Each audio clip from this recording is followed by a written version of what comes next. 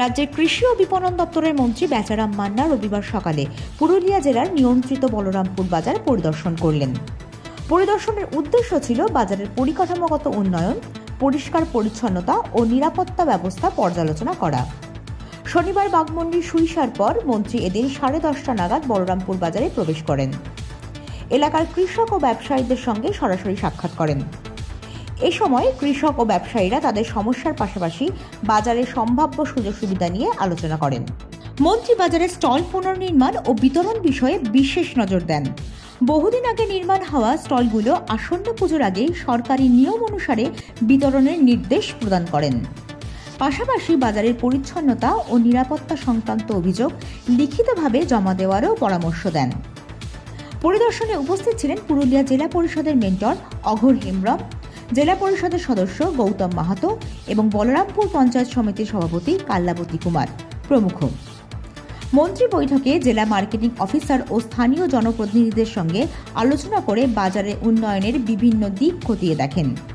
রাজ্যের কৃষি ও বিপণন দপ্তরের মন্ত্রী বলেন, কৃষক ও ব্যবসায়ীদের সুবিধার্থে বাজারের পরিকাঠামো ও পরিষেবা আরও উন্নত করতে সরকার সচেষ্ট। স্থানীয় সমস্যা চিহ্নিত করে দ্রুত সমাধান করা হবে। দেখুন, আমরা প্রতি মাসেই বিভিন্ন অফিসার বা আমরা নিজেরাও একবার করে ভিজিট করি, কোথাও কি আছে না আছে আমরা দেখি। সে ব্যাপারে কিছু স্কিম ধরা হয়েছে, সেই স্কিমগুলো কতটা অগ্রগতি বা অকশন সেট, বিভিন্ন স্টল, সেগুলো অগ্রগতি দেখা হয় এবং বিশেষ করে কমিউনিটি ল্যাট্রিন, শৌচাগার এবং পরিষ্কার পরিচ্ছন্নতা দেখা হয়।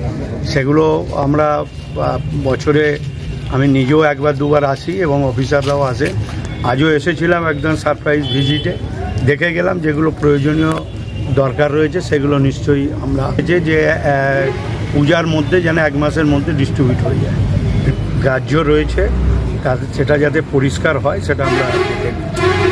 পরিদর্শন শেষে মন্ত্রী স্থানীয় ব্যবসায়ীদের সঙ্গে সময় কাটিয়ে বাজারের বর্তমান পরিস্থিতি ও সম্ভাব্য উন্নয়ন পরিকল্পনা নিয়ে বিস্তারিত আলোচনা করেন। বলরামপুর থেকে নিজস্ব প্রতিনিধি রিপোর্ট, পুরুলিয়া মিরর।